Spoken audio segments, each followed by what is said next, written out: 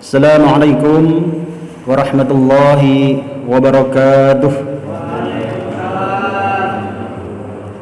Innal hamdalillah nahmaduhu wa nasta'inuhu wa nastaghfiruh wa na'udzu billahi min shururi anfusina wa min sayyiati a'malina. Asyhadu an la ilaha illallah wahdahu la syarika lah. Iyyahu na'budu wa iyyahu nasta'in. Wa asyhadu anna Muhammadan 'abduhu wa rasuluh. Al-wa'udhu rahmatan lil alamin. Allahumma fassalli wa sallim wa karrim ala hadzal nabiyil karim nabiyina Muhammadin sallallahu alaihi wasallam wa ala alihi wa azwajihi wa dhurriyyatihi wa ahli baitihi wa man tabi'ahum islamiddin. Amma ba'd, fayal hadirun usikum wa iyaya bitaqwallah wa ta'atihi la'allakum tuflihun. Allahumma la sahla illa ma ja'altahu sahla wa anta taj'alul hazna idza syi'ta sahla. Amma ba'd. Alhamdulillahirabbil alamin. Hadirin Bapak Ibu jamaah rahimakumullah, kita wajib terus bersyukur kepada Allah Subhanahu wa taala yang telah melimpahkan nikmatnya berupa iman dan Islam, berupa kesehatan zahiran batinan kepada kita semuanya, sehingga kita semua bisa hadir kembali di dalam kajian rutin kita di Masjid Al-Basit ini. Semoga kehadiran kita semua hari ini menjadi bukti syukur kita kepada Allah Subhanahu wa taala yang kelak akan ditambah oleh Allah taala nikmat-nikmatnya dengan sebab syukur ini. Hadirin Bapak Ibu jemaah rahmatullah, pada kesempatan kali ini kita akan kembali membahas kitab Arba'un Nawawi. Kita sampai pada hadis yang keempat.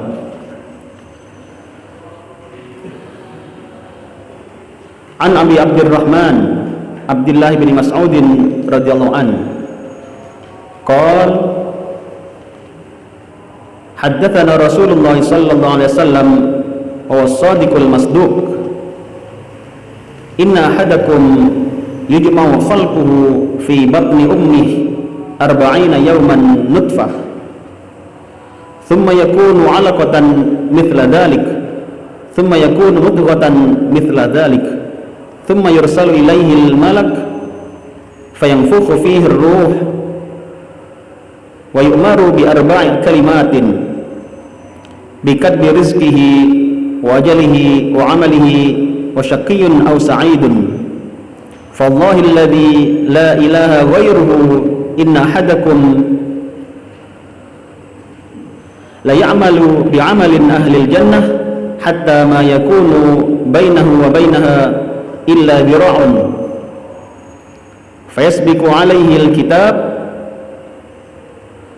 fayamalu bi'amali ahli an-nar fayadkhuluha wa inna ahadakum la ya'malu bi'amali ahli an-nar hatta ma yakunu bainahu wa bainaha illa dira' fayasbiqu alaihi al-kitab fayamalu bi'amali ahli al-jannah fayadkhuluha.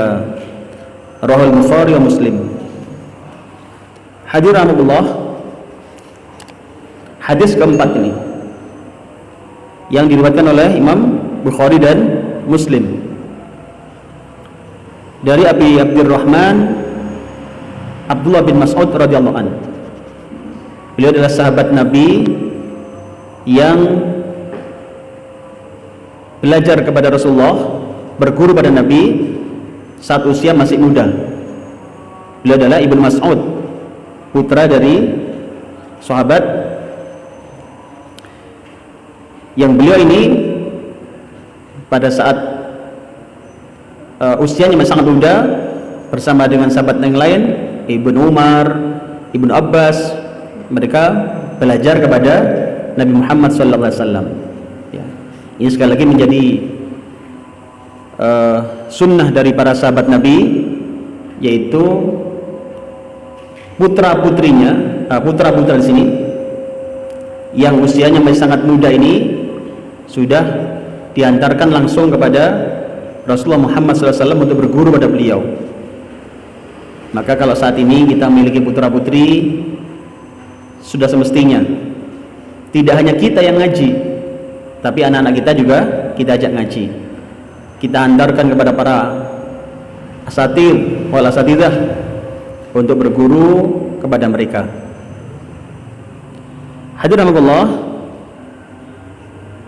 beliau mengatakan, haddatsana Rasulullah sallallahu alaihi wasallam. Rasulullah menyampaikan kepada kami,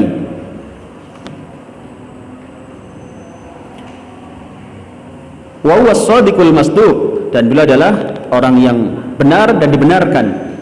Beliau adalah orang yang benar dan dibenarkan. Inna hadakum yujma'u khalquhu fi batni ummih. Sesungguhnya setiap kalian dikumpulkan penciptaannya di perut ibunya. Hadirin, bagian awal dari hadis ini menjelaskan kepada kita tentang proses penciptaan manusia. Proses penciptaan manusia. Kita ini, ya manusia, kita ini ya. Maka kalau kita sekarang ini membahas ini, tentu sambil kita merenung kembali, sebagaimana kalau di dalam Al-Quran, di dalam Waqiah, itu kalau kita mungkin sering membaca suratul Waqiah, itu ada tantangan dari Allah Ta'ala untuk kita ya. Bagi mereka-mereka yang kurang percaya dengan pencipta, dengan Allah Azza wa Jalla, ada tantangan. Afara'aitum ma tumnun ya. Apakah kamu tidak menyaksikan janin yang ada di dalam perut istri kalian? Antum takhluqunahu am nahnul khaliqun ya. Apakah kalian yang menciptakannya atau kami yang menciptakannya? Hadirin, mari kita renungkan sambil mengkaji hadis ini tentang penciptaan diri kita ini. Kita ini jelas bukan bikinan pabrik, Pak. Kita bukan bikinan pabrik. Badan kita ini juga bukan buatan orang tua kita, bukan. Tetapi kita adalah buatan Allah Azza wa Jalla. Maka ditantang oleh Allah Ta'ala, afara'aitum ma tumnun. Apakah kamu tidak melihat, menyaksikan ini tentang janin yang ada di dalam rahim istri kalian itu? Antum takhluqunahu am nahnul khaliqun. Siapa yang bikin? Kalian atau kami, kata Allah Ta'ala. Ini jelas tantangan yang telak, Pak. Siapa yang bisa jawab? Ya jelas Allah. Kita aja, anak-anak kita, jelas bukan buatan kita. Betul, Pak ya? Kita jadi sebab saja ya. Dan nggak sengaja ya. Dan nggak sengaja. Dan nggak sengaja. Lo kan gitu kan? Iya, nggak sengaja tiba-tiba. Lo nyatanya jadi, ya kan? Yang jelas ini bukan buatan kita. Lo kalau buatan kita, Pak, alangkah ruwetnya hidup ini. Iya.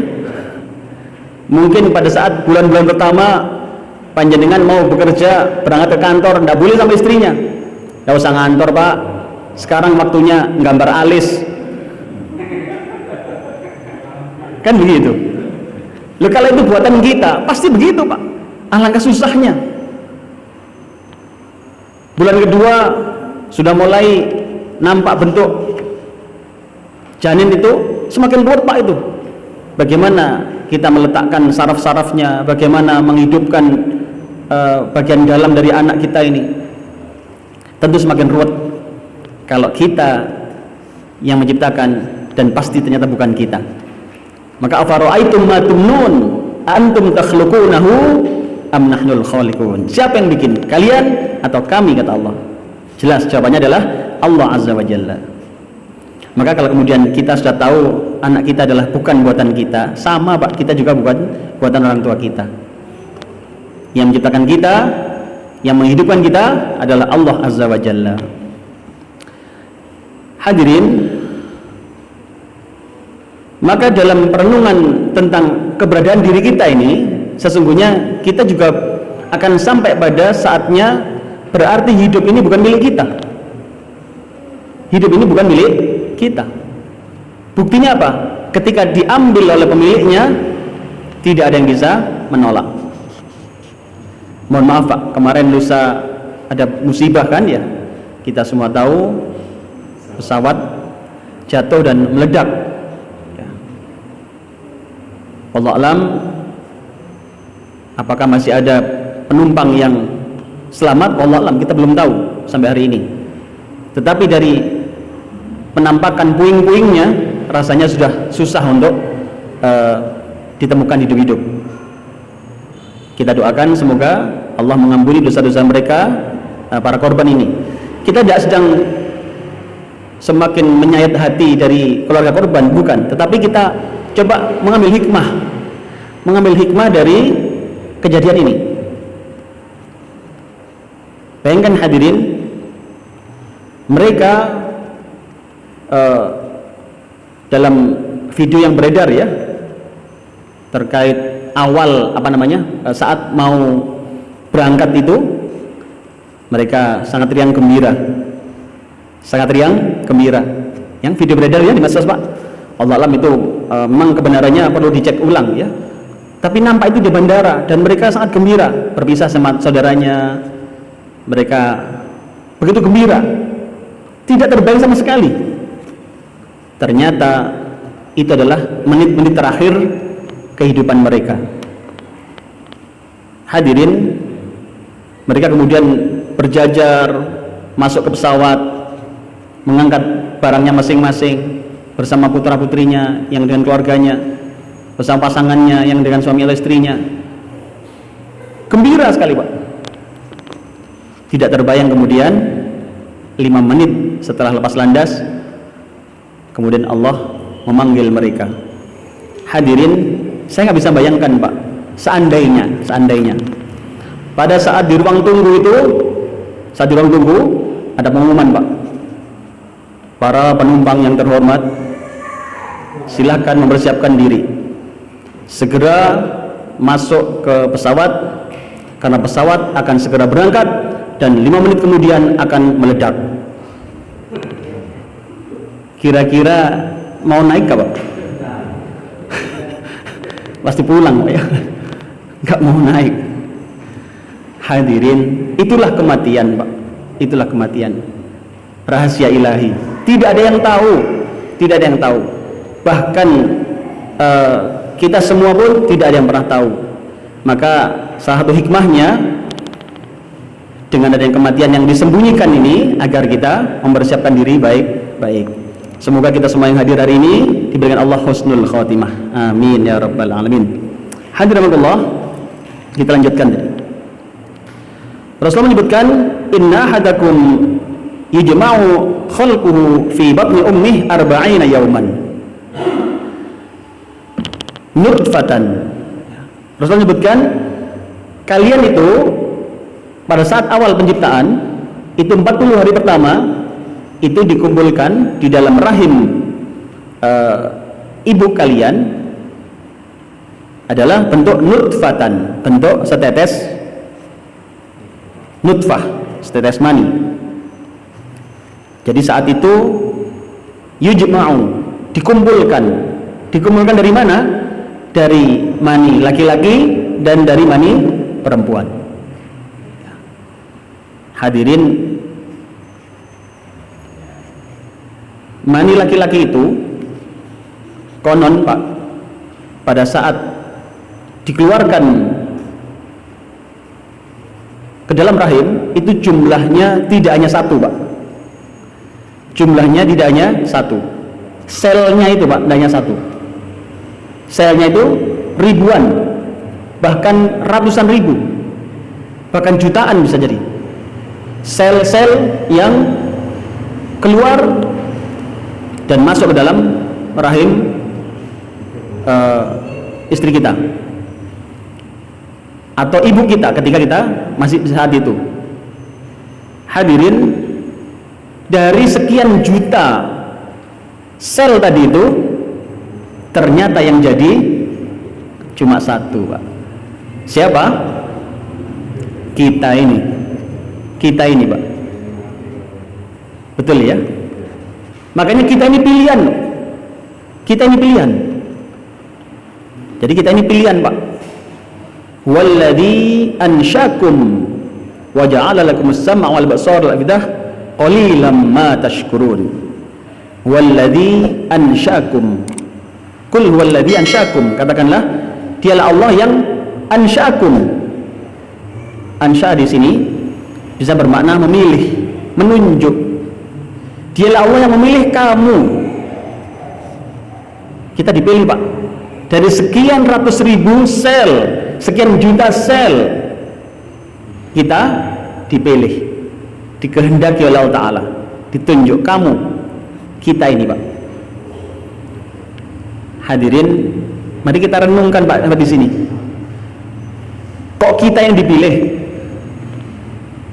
Kok kita yang dipilih?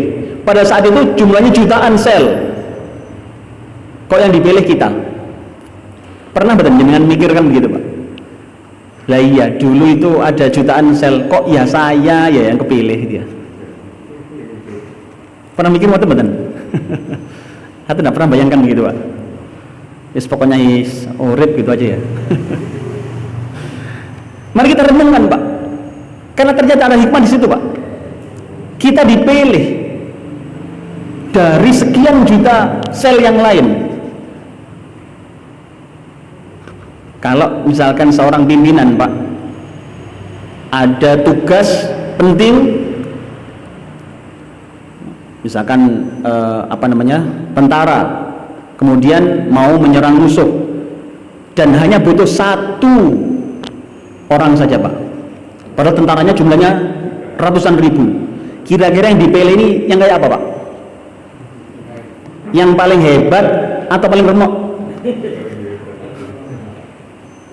Kan begitu, Pak. Ayo kita renungkan, Pak, agar kita ini menjadi optimis hidup ini. Yang dipilih tentu bukan yang biasa-biasa, Pak.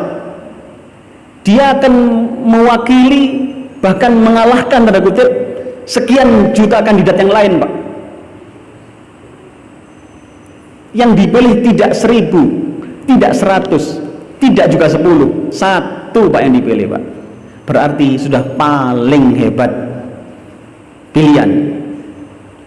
Maka hadirin, kita ini pilihan Allah. Jangan pernah merasa minder. Wala urip kok mulai biar ini ya gitu. Karena perkembangan belas. Jangan, kita ini pilihan Allah loh. Pilihan Allah, Pak. Mungkin kita nggak pernah kepilih, pilkada gagal terus misalkan gitu. Legislatif gagal terus, belum nyalon sudah di drop out. Gagal terus misalkan. Menjadi pimpinan daerah, menjadi kepala desa aja nggak pernah jadi misalkan. RT nggak pernah pilih. Nggak usah minder, Pak. Jenengan pilihan Allah. Allah yang milih jenengan. Untuk apa? Ini, Pak, masalah kemudian yang harus kita pahami. Untuk apa kita dipilih ini? Hadirin, walladzi ansya'akum. Allah memilih kita. Kita dipilih. Misalkan jenengan perlu memahami, atau mungkin begini, pernah nggak nyen bertanya, kok ya saya ya yang jadi, kok ya saya ini kok ya tinggal di Kenanten ya, misalkan, Pak. Atau kok ya saya ini kok jadi putranya Pak Abdullah ya, misalkan begitu. Kok enggak jadi putranya Pak Harto misalkan. Ayo, pernah mikir betul, Pak? Enggak pernah mikir? Atau sama sekali enggak pernah mikir? Ini perlu dipikir. Kenapa jenengan ada tinggal di Mojokerto misalkan? Kok enggak di Sulawesi? Ayo. Kenapa jenengan jadi suaminya istri kita hari ini? Kok bukan jadi suaminya artis misalkan?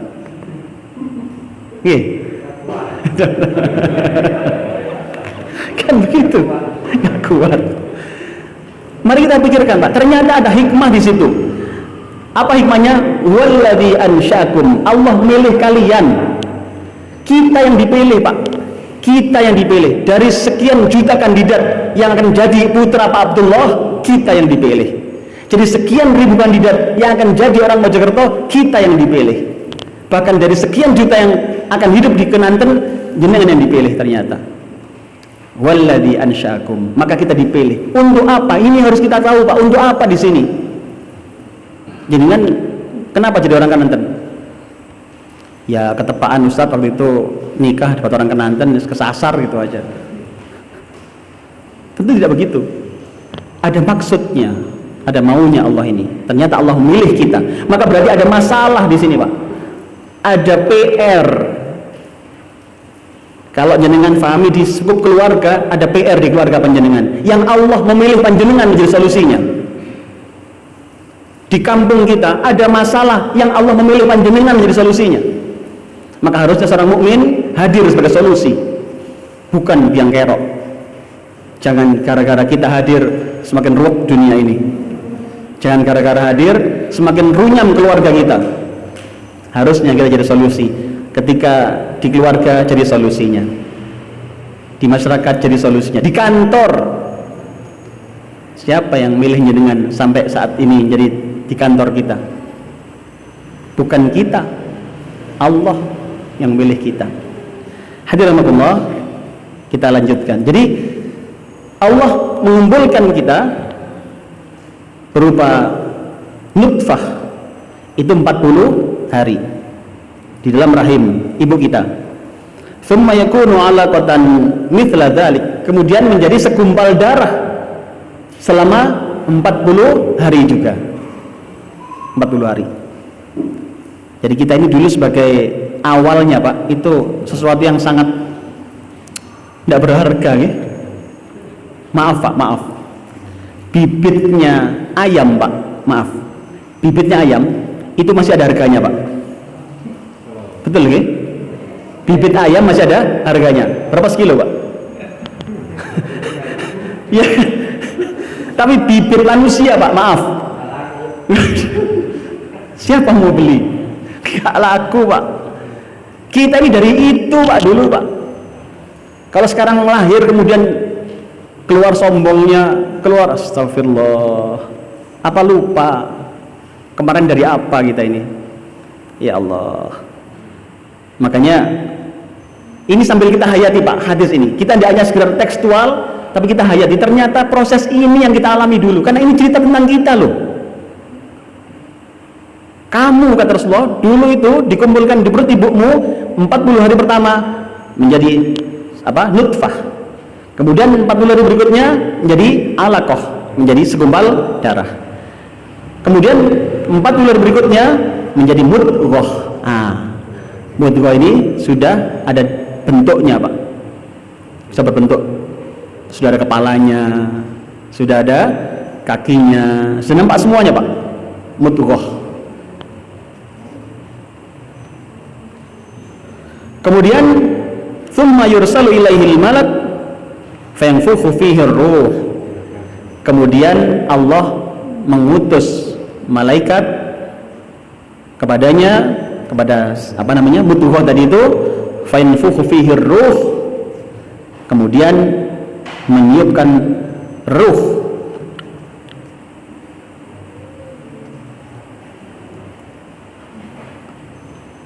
Jadi kemudian ruh dimasukkan ke dalam mudghah ini sehingga dia hidup Pak. Jadi hari ke berapa? Hari ke 120. Itu kalau di bulan berarti bulan keempat. Oke, bulan keempat. Jadi sudah masuk bulan ke hampir 5 Pak. Itu pada saat itulah terjadi malaikat meniupkan ruh di situ ya. Makanya hadirin, saya pernah berdiskusi ya dengan seseorang yang saya anggap ilmunya jauh lebih tinggi. Saya tanya ke beliau, apa sih maksudnya para orang-orang terdahulu itu pakai didoakan juga ketika apa namanya neloni ya, neloni. apa sih maunya begitu ya. Beliau ceritakan dengan dalil hadis ini. Pada saat itu ruh mau ditiupkan masuk ke dalam janin ini, maka itulah kita mohon pada Allah agar yang dimasukkan ini adalah yang terbaik. Yang dimasukkan ini, karena ini diantaranya banyak hal, Pak, tentang berbagai hal, 4 hal yang dimasukkan juga selain ruh tadi itu, 4 ketetapan dimasukkan juga pada disampaikan juga pada janin ini, dan disitulah kemudian kita mohon pada Allah Ta'ala agar diberikan yang terbaik. Sampai di situ saya bisa memahami. Oh, di situ toh. Artinya doa orang tua, Pak, itu sangat penting saat itu. Tentu bukan berarti ketika sudah besar itu nggak manfaat, tetapi ketika masih janin ini sangat penting, Pak, doakan, mohon pada Allah, karena yang bisa mengubah takdir hanya Allah. Mohon ya Allah, berikan yang terbaik untuk anak kami, untuk cucu kami ini yang akan dimasukkan dalam rahim ini. Wallahu alam. Hadirin, wa yumaru bi arba'i kalimatin, kemudian ditambah juga dengan menetapkan 4 perkara. Ada 4 perkara yang ditetapkan bersama dengan malaikat yang turun tadi itu. 4 perkara. Yang pertama adalah bikat birizkihi, catatan rizkinya. Jadi anak dalam janin ini sudah ada catatan rizkinya, Pak. Wa ajalihi, dan ajalnya. Wa amalihi, dan amalnya. Wa syaqiyun aw sa'idun, sengsara atau bahagianya. Hadirin rahimakumullah, di dalam kaitan ini kita perlu kembali merenung, Pak. Rizki itu, rizki, ajal, kemudian amal, dan bahagia dan sengsara itu sudah ditetapkan sejak kita di dalam rahim. Jadi kalau saat ini kita rizkinya macet, jangan salahkan bunda mengandung. Tetapi kewajiban kita berikhtiar, terus berikhtiar, Pak. Karena bisa jadi, Pak, sesungguhnya catatan kita itu sesungguhnya sangat banyak, Pak. Rizkinya itu tidak hanya 3 juta sebulan, Pak. Tidak hanya 3,8 juta sebulan, tidak, Pak. Jangan-jangan 3,5 miliar, Pak, sebulan, Pak. Itu catatannya. Loh, kok sekarang ini nerimanya cuma kadang terima kadang enggak. Bukan salah di takdirnya, ternyata ada hal yang lain yang perlu kita ketahui, hadirin. Di dalam penjelasannya, poin-poin di bawahnya ini, Pak, kalian bisa baca di sana dalam Al-Hadid ayat 22. Allah berfirman, A'udzu billahi minasyaitonir rajim, ma asaba min musibatin fil ardi wala fi anfusikum illa fi kitabim min qabli an nabraha inna dzalika 'alallahi yasir. Sadaqallahul azim. Allah berfirman, setiap bencana yang menimpa di bumi dan yang menimpa dirimu sendiri semuanya telah tertulis dalam kitab Lauh Mahfuz. Sudah ada tulisannya, Pak. Jadi kemarin pesawat yang jatuh pun itu sudah ada tulisannya sudah. Iya, kan ada salah satu penumpang yang nggak jadi naik gitu kan, Pak. Jadi kan ada ceritanya itu, salah satu penumpang itu gagal naik gara-gara swabnya terindikasi positif. Jadi terindikasi positif sehingga kemudian belum bisa dikeluarkan kepastian negatifnya itu, sehingga kemudian gagal naik. Hadirin, kalau di tempat kita orang dikatakan COVID positif kan susah, Pak, ya, susah gitu, Pak, kita kan ya. Itu saat hari ini, Pak, kemarin, Pak, ada orang berbahagia, Pak, gara-gara positif itu, Pak. Alhamdulillah, untung positif tadi ya. Ini hikmah luar biasa, Pak. Makanya ketika kita sekarang ini takut luar biasa dengan COVID, apakah boleh? Boleh, tapi jangan berlebihan. Untuk antisipasi iya, tapi jangan berlebihan. Kenapa? Ternyata ada orang meninggal tidak hanya karena COVID, entah kecelakaan, ya kan? Entah kesetrum, entah apa, banyak. Jadi intinya adalah Allah mengingatkan pada kita. Nah, hadirin, sudah tertulis ini min qabli an nabraha, sebelum terlaksana. Di dalam ayat yang lain, di halaman berikutnya Pak, saya tunjukkan itu Al-Quran surat At-Taghabun surat ke-64 ayat 11 Pak. Jadi karena ini bicara takdir Pak, ini biar lebih lengkap informasi kita. Allah berfirman, ma asaba min musibatin illa biiznillah wa man yu'min billahi yahdi qalbah wallahu bikulli syai'in alim. Sadaqal azim. Tidak ada suatu musibah yang menimpa seorang kecuali dengan izin Allah.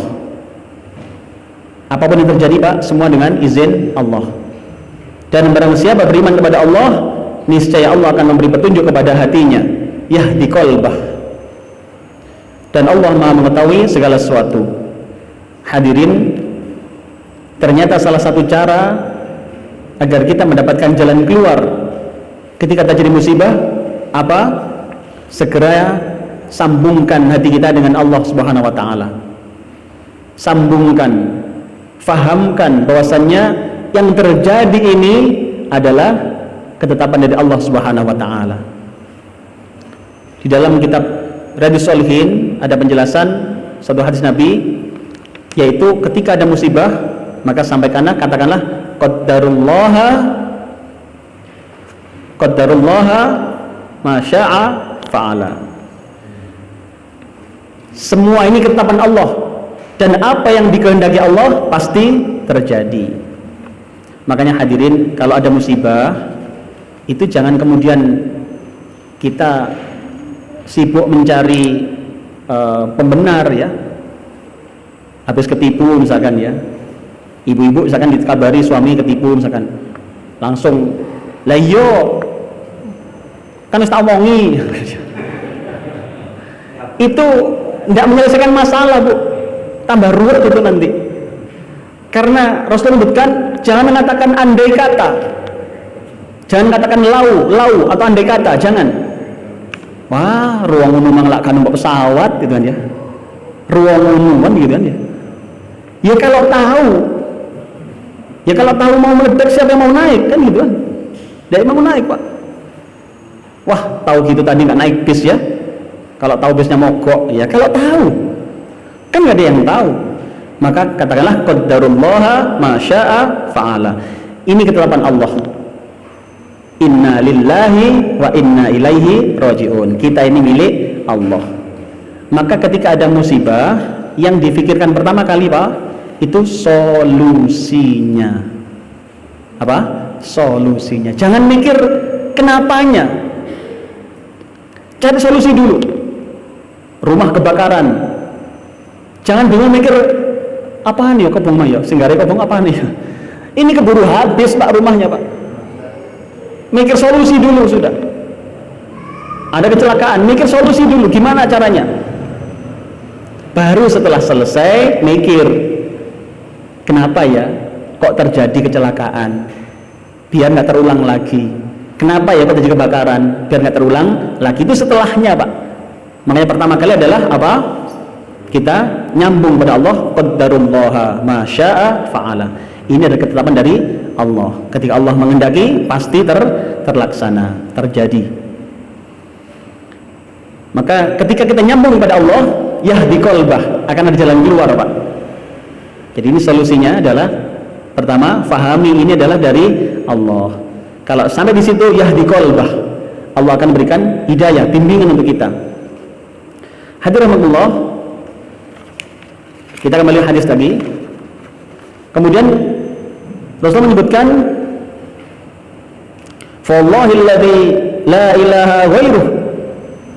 Maka demi Allah yang tidak ada Tuhan selain Dia, inna hadakum la ya'malu bi amali ahli jannah.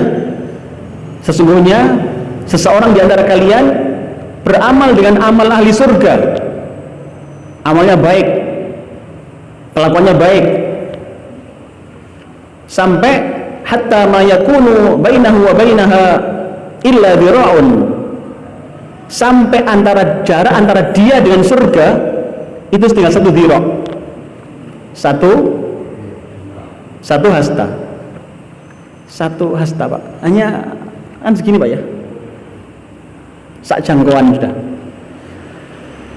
Ada seorang beramal dengan amal ahli surga, amalnya baik, kemudian tinggal 1 dhira', itu sudah sampai surga dia.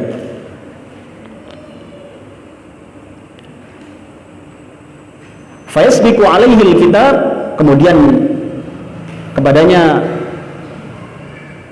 ada catatan, fayamalu bi'amali ahlin nar fayadkhuluha, kemudian dia melakukan perbuatan ahli neraka dan gara-gara itu dia masuk neraka.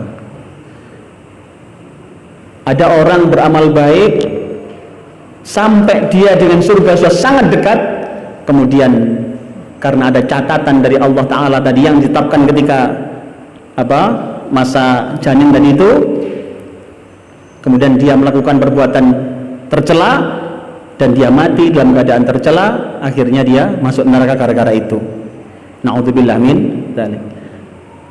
Kemudian ada lagi, wa inna ahadakum la ya'malu bi'amali ahli nar hatta ma yakunu bainahu wa bainaha illa dira'un. Ada juga orang yang beramal dengan amal ahli neraka, amalnya jelek, kemudian sampai antara dia dengan neraka jaraknya tinggal 1 hasta, 1 dhira'. Fasbiqu alaihil kitab, kemudian tadi ada catatan tadi, dia kemudian beramal dengan amal ahli jannah, fayadkhuluha, dan dia masuk ke surga. Hadirin, ada yang bertanya Pak, pada zaman Rasulullah itu ada yang bertanya, sahabat Nabi itu bertanya, lah kalau begitu kenapa kita repot-repot beramal? Kenapa kita repot-repot beramal? Kenapa nggak ditunggu aja catatannya nanti? Yang berbuat baik, toh kalau belakangan catatannya buruk, akhirnya masuk neraka juga. Sebaliknya yang berbuat buruk, kalau belakangan catatannya baik, toh masuk surga juga. Hadirin, pertanyaan yang logis, dan tentu kita semua juga punya pertanyaan yang sama barangkali. Jangan-jangan itu, lapor repot-repot, gak usah nyambut gawe, waya soge yo, soge, nggih, mulai gak soge-soge. Iya Pak, ada yang namanya faham fatalism Pak. Fatalism itu predestination ya, jadi menyerah sebelum perang Pak. Wis kasih nyambut gawe soro-soro Mas, nek waya soge ya soge ya. Melarat yang melarat ya. Makanya melarat beneran. Hadirin, ternyata Rasulullah menjawab dengan jawaban yang mungkin harus kita ketahui bersama. Beliau menjawab dengan ayat ini yang saya tunjukkan dalam surat Al-Lail surat 92 ayat 5 sampai 7, dan juga kelanjutannya ayat 3 ayat setelahnya. Rasulullah menyebutkan tentang ayat ini. A'udzu billahi minasyaitonir rajim. Fa amma man a'ta wattaqa wa saddaqa bil husna fasanuyassiruhu lil yusra. Terusannya, wa amma man bakhila wastaghna wa kadzdzaba bil husna fasanuyassiruhu lil usra. Hadirin, maka barang siapa memberikan hartanya di jalan Allah dan bertakwa dan membenarkan adanya pahala yang terbaik atau surga, maka akan kami mudahkan baginya jalan menuju kemudahan, yakni surga. Hadirin, beliau menjelaskan untuk para sahabat dan juga untuk kita semuanya bahwasanya amal baik masih diperlukan. Amal baik masih diperlukan, amal soleh masih diperlukan. Kenapa? Karena amal soleh kalian itu, maka Allah kemudian memudahkan kalian untuk mendapatkan surga. Sebaliknya, hindari amal jelek, karena amal jelek yang kalian lakukan itu akan memudahkan kalian masuk ke dalam neraka. Hadirin, tentu kita faham amal kita ini terlalu sedikit untuk ditukar dengan surga. Betul betul Pak? Amal kita terlalu sedikit untuk ditukar dengan surga. Ayo kita hitung Pak, coba. Surga itu salah satu pintunya namanya pintu sedekah Pak. Contoh, tidak ada yang bisa masuk pintu itu kecuali mereka yang jago sedekah Pak. Jago sedekah. Kalau sedekahnya model angin-anginan Pak, kira-kira nggak pantas masuk dengan pintu itu karena. Sekarang kita hitung Pak, kita muhasabah diri kita. Kira-kira kita ini pantas mboten Pak masuk ke pintu sedekah gitu. Sudah nggak usah bayangkan malaikat yang jaga. Kalau jenengan yang jaga pintu itu, kira-kira model kayak kita ini dimasukkan nggak Pak? Nggak pantas gitu ya. Kenapa? Karena sedekah kita terlalu sedikit, ya. Sedekah kita terlalu sedikit. Maka kalau ada pintu sedekah, rasanya kita nggak pantas masuk di situ. Ada lagi pintu jihad yang bisa masuk hanya orang-orang yang mujahid fisabilillah, berjihad jalan Allah. Kalau kita ini masuk nggak Pak? Nggak pantas juga. Terus pintu yang mana Pak? Ya Allah, makanya kita terus mohon kepada Allah Ta'ala. Perlu Pak panjenengan merancang sebelum kita benar-benar akan meninggalkan dunia ini. Kira-kira apa? Amal unggulan apa ini? Punya gambaran Pak, punya planning jelas. Masuk pintu surga sebelah mana jenengan? 8 pintunya Pak. Ada pintu sedekah, ada pintu puasa, ada pintu jihad. Masuk mana Pak? Nggak mau semua. Terus masuk mana? Semoga Allah memudahkan kita masuk melalui pintu-pintunya ya. Makanya lakukan kebaikan-kebaikan. Jangan patah arang, terus kebaikan-kebaikan. Fayassirhu lil yusra. Allah akan memudahkan kita masuk dalam surga. Jadi bukan amal kita semata Pak. Bukan amal kita semata Pak yang akan masukkan ke surga. Karena nggak pantas Pak. Surga terlalu mahal untuk ditukar dengan amal kita yang nggak jelas begini. Sholat yang nggak begitu luar biasa, sedekah ya biasa-biasa, nyari ilmu biasa-biasa. Terus apa yang jadi alasan masuk surga? Maka jelas tadi posisinya amal kita hanya menjadi apa? Sebab yang kemudian Allah menurunkan rahmatnya, fasanuyassiruhu lil yusra, dimudahkan untuk masuk surga Allah Ta'ala. Hadirin, mungkin itu yang terutama yang perlu kami sampaikan pas waktu Isya. Semoga manfaat apa yang kita bahas hari ini. Alhamdulillah. Al-Fatihah. A'udzubillahi minasyaitonir rajim. Bismillahirrahmanirrahim.